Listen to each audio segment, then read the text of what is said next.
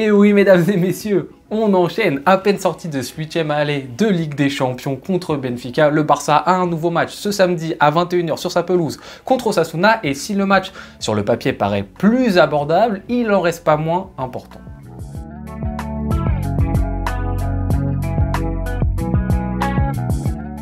FC Barcelone, Osasuna, 21 h, mesdames et messieurs. Comment va Osasuna? Eh bien écoutez, Osasuna, c'est pas la grande forme. Sur les 5 derniers matchs, toutes compétitions confondues, c'est 0 victoire. Ils n'ont pas gagné depuis le 2 février, il me semble. Et cette équipe est 11e du classement. Pas vraiment la grande forme, mais forcément, quand on est supporter du Barça et qu'on pense à Osasuna cette saison, on repense immédiatement à la défaite. La grosse défaite quand même qu'on a eue en tout début de saison, durant cette phase aller, défaite 4-2 sur leur pelouse. On s'en rappelle, une défaite qui était survenue notamment parce qu'il y avait eu beaucoup trop de rotation de la part du FC Barcelone, beaucoup trop de joueurs qui n'avaient pas de repères entre eux et donc indirectement des joueurs qui ont pris l'eau.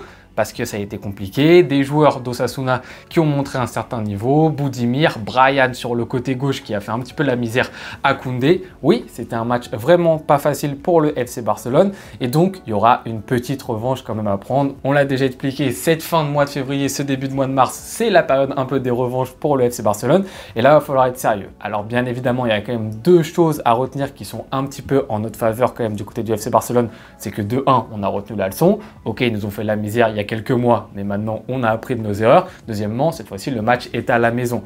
Le public les avait un peu portés sur ce match aller, ça sera pas du tout la même dynamique du côté du FC Barcelone, même si encore une fois ça reste du football, faut faire attention. Ils ont des joueurs intéressants que peuvent être Brian justement, que peuvent être Budimir. Je crois que Aymar est blessé, je sais pas s'il est disponible pour cette rencontre. Il est sorti le dernier match avant à la 55e minute, donc je crois que ça va pas très bien de son côté. Faudra faire attention à son cas parce que c'est aussi un bon joueur de cet effectif.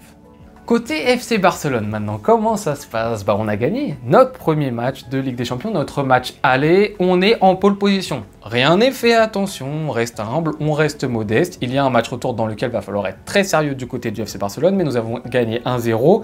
Malheureusement, il y a peut-être un petit point négatif à côté de cette victoire, c'est le fait d'avoir joué à 10 contre 11 pendant 3/4 du match finalement. Et premier point négatif, on n'a pas pu voir la tactique que voulait opérer le FC Barcelone sur ce match-ci, parce que finalement quand tu joues à 10 contre 11 pendant limite 80 minutes, tu vois pas le football que tu avais envie de mettre en place. Tu es obligé de jouer avec une autre animation. Et deuxième point qui est peut-être même un peu plus important et qui a plus de conséquences pour le FC Barcelone, c'est le fait que beaucoup de joueurs ont énormément donné en termes d'énergie. À savoir qu'il y a des joueurs qui devaient faire du dépassement de fonction et tu sais que quand tu joues à 10 contre 11, tu es obligé de combler des postes où il y a des manquements. Typiquement, un Pedri a fait plus de 13 km.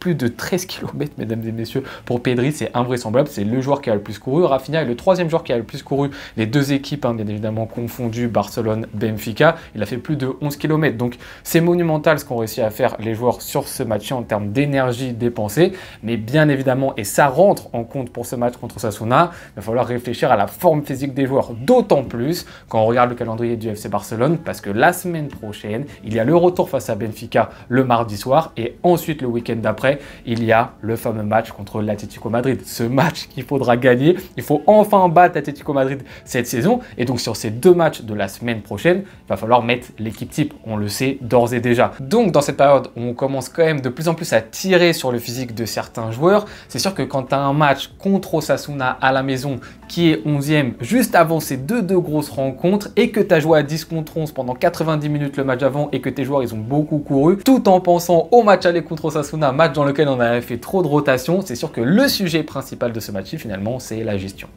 Et justement, ce qu'il en découle, mesdames et messieurs, c'est un 11 du FC Barcelone qui est très compliqué à choisir. Je vous jure qu'au moment même où je tourne la vidéo, je suis pas forcément sûr de mes choix. Alors encore une fois, je répète pour la millième fois, ce sont mes choix, ce sont mes envies. C'est pas dans une optique de ce que va faire Flick, ce que va mettre en place Flick. C'est vraiment ce que j'ai envie de voir sur le terrain.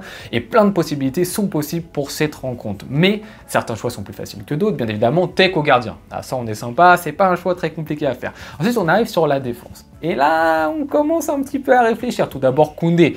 On sait qu'il enchaîne beaucoup. On sait que Koundé, possiblement, peut être fatigué. On sait qu'il va être titulaire sur les 2 matchs d'après. Bah, moi, je vois pour cette raison Koundé sur le banc et je mettrais bien Hector Ford titulaire. Première rotation.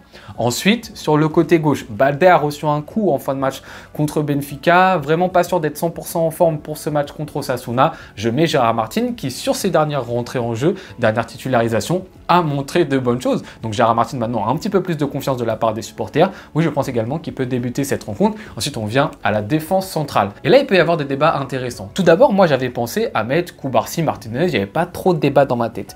Puis après, je me suis dit, mais finalement, vu qu'on sait que normalement sur le match retour contre Benfica, on mettra très certainement Araujo à côté de Martinez. Ce ne sera pas Eric Garcia à côté de Martinez. Je ne pense pas.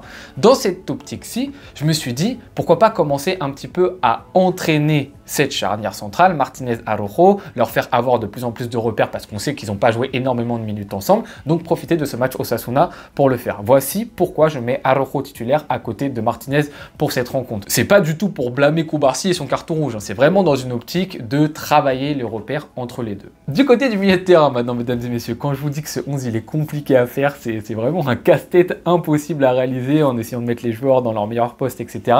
Je vais mettre un Casado en tant que numéro 6. Voilà, De Jong, encore une fois, a joué beaucoup de minutes face à Benfica, beaucoup de minutes dans lesquelles on a joué à 10 contre 11. Il a fait de très beaux efforts, des bonnes portées de balles, un petit peu besoin de souffler. On sait, hein, Frenkie de Jong, au niveau physique, on n'est pas tout à fait sur un joueur qui a 150% pour l'instant. Il a peut-être toujours des petites faiblesses, il faut toujours garder un petit œil sur le physique de Frenkie de Jong, et donc Casado, qui peut avoir un abattage intéressant, peut, je pense, être titulaire pour cette rencontre. Maintenant, il y a bien évidemment le cas Pedri, qui lui fait partie des 2 joueurs, je vais vous citer celui d'après, qui doivent être remplaçants sur ce match-ci, absolument pour moi. Voilà, Pedri, on l'a dit, c'est le joueur qui a le plus couru contre Benfica, plus de 13 km, on l'a vu à la fin du match, il était totalement essoré. Il faut faire attention à Pedri. Il faut que ce joueur-ci, on arrive à le conserver jusqu'à la fin de la saison et qu'il soit le plus possible à 100% jusqu'à la fin de la saison.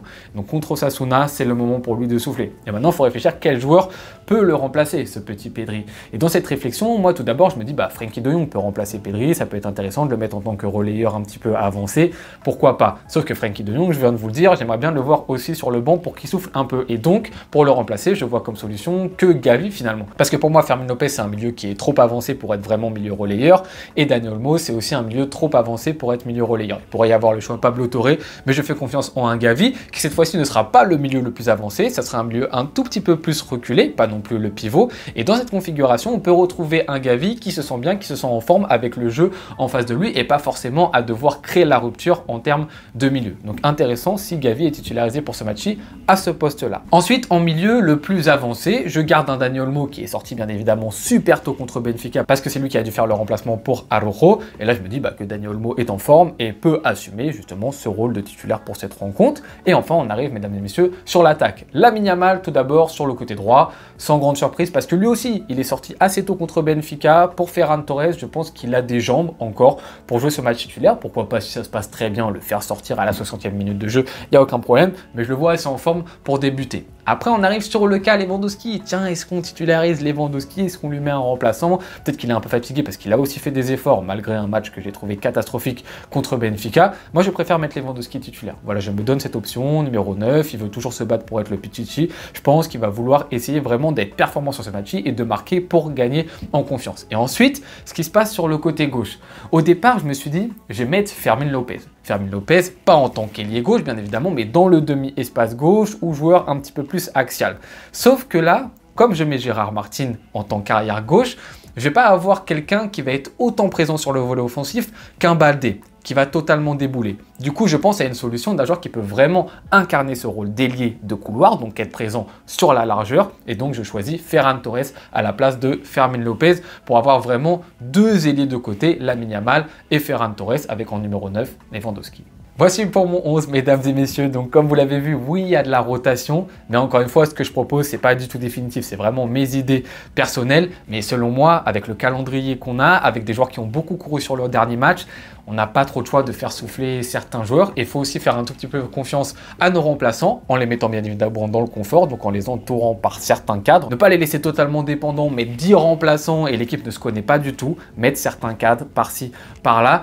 Mais j'ose espérer quand même que le 11 que je vous propose, il est en capacité de gagner contre Osasuna à la maison et prendre notre revanche contre Osasuna. Et surtout, à côté de ça, faire en sorte qu'on reste leader de cette Liga. C'est le plus important pour après aborder ce match contre l'Atlético dans l'optique de se dire, bon, on éteint l'Atlético et cette fois-ci, on prend définitivement la première place et ils sont pas là dans nos pattes à nous enquiquiner. Ça va être l'objectif pour moi sur ce match-ci. À vous de jouer maintenant. N'hésitez pas à me donner votre 11 parce que je pense que là, il y aura plein de propositions différentes. Hâte d'échanger avec vous comme d'habitude en commentaire. Je vous remercie beaucoup d'avoir suivi cette vidéo jusqu'au bout. On se retrouve pour la vidéo débrief. Bonne journée ou bonne soirée en fonction de quand est-ce que vous regardez cette vidéo. À tout bientôt.